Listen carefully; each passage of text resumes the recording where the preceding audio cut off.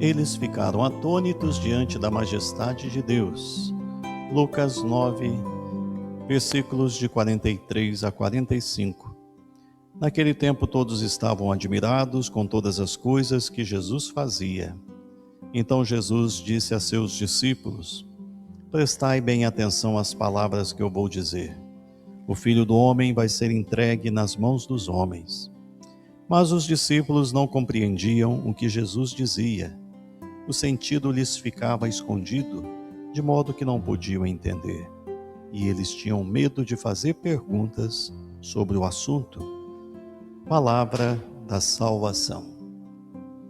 Quando atribuímos majestade a alguém ou algo, reconhecemos a grandeza dessa pessoa ou coisa e expressamos o nosso respeito por ela. Os milagres de Jesus revelaram o incrível poder e majestade de Deus e seu favor e bênção para com o povo, especialmente para com os humildes de coração.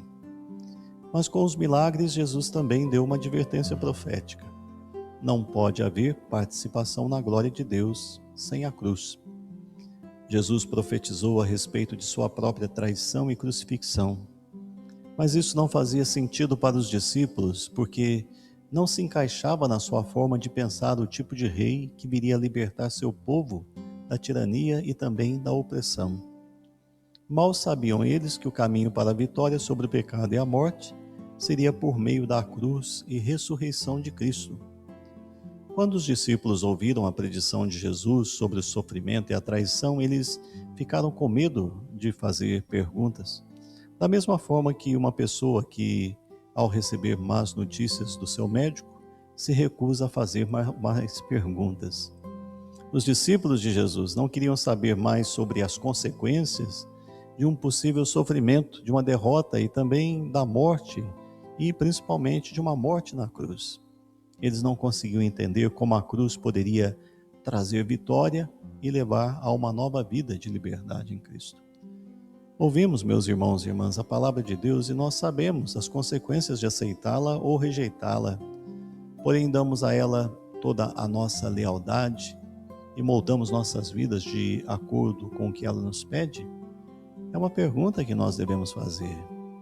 Peçamos a Jesus que nos mostre a sua majestade, a sua glória, para que possamos crescer em reverência a Ele e em temor piedoso para com a sua palavra. Vamos rezar. Senhor Jesus, por sua cruz o mundo foi redimido, a sua glória triunfou sobre o pecado e a morte. Que eu nunca deixe de ver sua glória e vitória na cruz. Ajude-me a conformar a minha vida à sua vontade e a seguir o seu caminho de amor e de santidade.